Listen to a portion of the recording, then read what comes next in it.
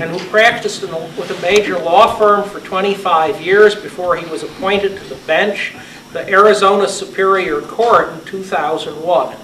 In Arizona, they have reappointment retention elections. He ran in 2004 and 2008. He gathered more votes in Maricopa County, the county where Phoenix is, if I recall, in that one county than our presidential candidate gathered in the entire United States. Judge Buttrick has been an active libertarian for decades. He ran for governor in 1994. He engaged in multiple debates. I suppose duels of wits against unarmed opponents is appropriate, but what else can you do against Republicans and Democrats, other than in New Hampshire? And having done that, he was also active within our national party. He served 2 terms as an at-large member of the National Committee, and we can always wish that when opportunity again allows, he would do so again. And he served on the Platform Committee repeatedly and was twice the Platform Committee chair. Having said all that, pardon me, it is my honor to introduce John Buttrick.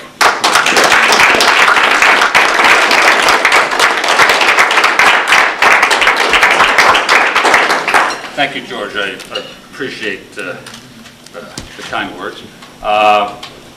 My topic today is the same topic of everyone else today, which is the future of the libertarian political movement. And I want to focus, as Dr. Ruart did, on the Libertarian Party, in particular the National Libertarian Party. Dr. Ruart is known for her sunny personality and her positive view of the world, so the general positive worldview, and I am not known for that. So this will be a nice contrast. As I mentioned in the break, I said, well, she described the party essentially in terms of the glass being half full. I'm going to talk about it as being half empty, and maybe between the two of us we have a full glass of water. We'll see. First of all, a caveat: as a sitting judge, I cannot endorse a political candidate. You won't hear me endorse a political candidate today. I can say nasty things about political candidates, but I can't endorse them. I cannot endorse any political organization. Giving the term political organization as broad as possible, meaning maybe the Libertarian Party falls within that scope. And so I'm not endorsing a political party today. That having been said, I was active before I took the bench in politics, and particularly with the Libertarian Party, and I've been a silent observer for the years since then.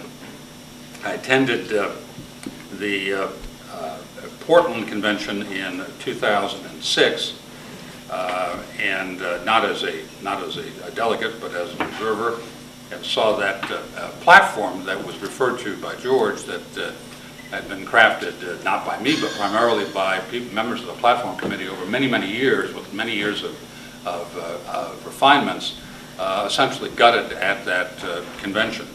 And gutted, I think, is a polite way of referring to it. And of course, just like many of you, I viewed the presidential conventions on C-SPAN in 2004 and 2008, and watched all of those gripping proceedings. I should start with a positive caveat. I do believe that there is a role for a national libertarian political party. Occasionally I run into people who say, no, you're wrong about that, but that's not my topic for today. I'm assuming that there's a role for a libertarian party. However, I have a fear, and the fear is that the National Libertarian Party, as it's currently constituted and as it's behaved itself over the last few years, has ceased to be a vehicle for fundamental change in our society, for education and libertarian principles, and has ceased to be an important part of the liberty movement. And my real fear beyond that is that unless something is done to change things in a significant manner over the course of the next few years, it will become an irrelevant and ineffective.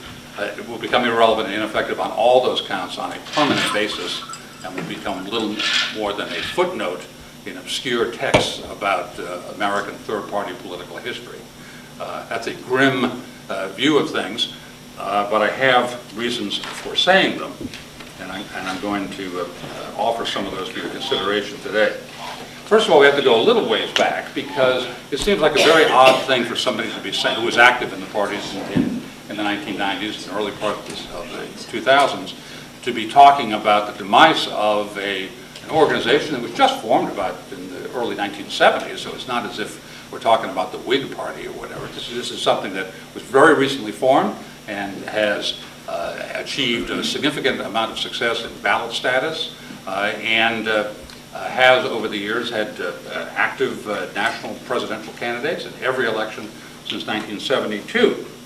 So we have to go back a little bit to see what I think are the seeds of the current problems. I think those occurred, if I had to pick a decade, I would pick the 1990s. Because in the 1990s, the party leadership started a certain refrain that has come to fruition. And that refrain was that good times were just around the corner, that we had to make certain tweaks in the way we behaved ourselves as a political party in order to have that ultimate success. And when I say ultimate success, I mean that there were people running around saying, hey, we can win the presidency, and here's how to do it. Here's 2 or 3 steps to how to get there. First you get 15% of the vote, then you get into the presidential debates, and before you know it, you're president of the United States. And there were people with a straight face who were making that argument in the 1990s. And the tweaks that they wanted to make were significant. First of all, we were told we have to sell the brand. There's a brand out there called Libertarian. And the reason we have to sell the brand, as if we're selling the brand like Tide laundry detergent or whatever, is that just like Tide laundry detergent, there is a demand for laundry detergent. So all you have to do is brand yourself, and this demand will come to you. And that was effectively what was being said. Over and over again, we heard from party leaders that, gee, the truth is that virtually everybody is a libertarian. And there's a substantial audience of potential libertarians out there. They just don't know they're libertarians yet. All we have to do is just tell them, this is what a libertarian is. You match up with these factors. Hey, you're a libertarian. Start voting for us. And it would happen. And that mantra was repeated over and over again. That it was just this untapped reservoir, this enormous reservoir of unknowing libertarians throughout the country. And we just had to brand ourselves the correct way. But we also had to do a couple other things. We had to use more conventional methods of reaching these voters and getting them to vote Libertarian. We had to professionalize the party and professionalize our candidates. And that meant that they had to take they had to have certain attributes. Our candidates had to temporize, we were told. They had to be more pragmatic. That was the watchword. They had to be have pragmatic solutions to see, less dogmatic, less. It was never said less principled, but that was the inference. At least not expressed principles as overtly, and have a non-radical message, because that's how these non-self-identifying libertarians would somehow be attracted to us and come to us in droves. Oh, and by the way, we had to dress like me for some reason. That was the other thing. Everybody had to dress in a suit and tie, and that was key. That'd be the tipping point. As long as they would dress well, then everybody would vote for it. Nobody said that, of course. I'm exaggerating. The last decade, however, has shown that this strategy, if you could even call it that, has been a complete and dismal failure. And to show that it's a failure, I think we not only have to look at the last 10 years, but to show that there's been no change in results over a long period of time. In fact, the history, I'm going to use the presidential campaigns as a marker here, as a reference point, as sort of a stand-in for the influence of the National Political Party. I understand that that's not a particularly scientific way to do this. There are other metrics that you can utilize, but this is a convenient one, and it's easy, and everybody's familiar with it, or at least most of us are familiar with some parts of it. So I'm going to talk about the Libertarian presidential nominees from 1972 through 2008. That's a significant number of different campaigns. And it's a variety of different kinds of candidates. And we have candidates who were business people, we had candidates who were authors, who were financial gurus, who were former congressmen, we had constitutional experts, we had former state legislators, we had a wide variety of different candidates in terms of background, experience, and levels of competence. From 1972, we had college professors too, from 1972 through 2008. And the shocking fact that I don't think we really come to grips with very often, but we have to face up to it, is that with two outlier exceptions, and I'll describe those in a moment, but with two exceptions, every single one of those candidates had effectively the same result. They all garnered votes on the level of 0.3 to 0.5%. That's 0.3% to 1%. I would argue, I'm not even sure that's statistically significant, that variance over the course of 30 years of running candidates. The two outliers are 1972 and 1980. So long ago, probably half of us have forgotten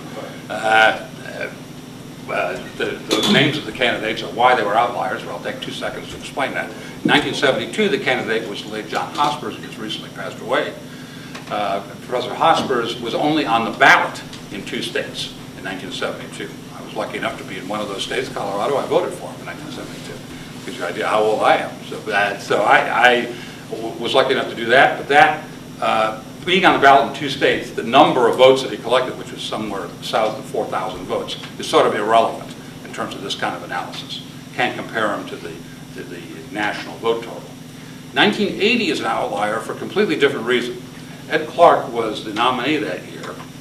His vice, who, by the way, a very talented guy, was a very well-organized campaign, and his vice presidential nominee was a fellow who had $1 million in spare change in his pocket and spent it on the campaign. And there were no restrictions on how much you, as an individual candidate, could spend on your campaign. So David Koch, who was the nominee, spent that $1 million. Now, you might be thinking to yourself, $1 million? Well, that's nothing. In 1980, $1 million was a lot, an awful lot for a candidate to put into a campaign. In 1980, the Clark campaign actually had 5-minute television commercials that were run on national television, on ABC, NBC, and CBS. Something unheard of before or since that time in terms of libertarian politics. It had a great impact, and it turned up at the polls. The Clark campaign got 1.1% of the vote in a 4-way. That was Anderson's year, so it was literally a 4-way presidential contest. And that 1.1%, which was almost 1 million votes, still stands as by far the high watermark. But I would suggest to you that there was nothing magic about that, you can study that campaign up one side and down the other. It all comes down to money. They had that $1 million, and they were able to put on, spread the word, and were able to garner a significant extra number of votes. But beside that, if you take those 2 outliers out, you have the same consistent electoral futility spread from 1972 to 2008. My thesis is if that trend of electoral failure continues, more than mere stagnation will follow. It will, in effect, may sound the death knell of the National Libertarian Party as a political movement. Now, why in the world would I say that? We've gone this far with those crummy results. We can go on forever with crummy results, right? That's the logic of it. Why should you can hardly get worse results from this? So we've got no place to go but up. So let's just keep doing what we've been doing. Might be the argument. Well, I think that's wrong, and the reason I think that's wrong is relates back to the 2008 campaign.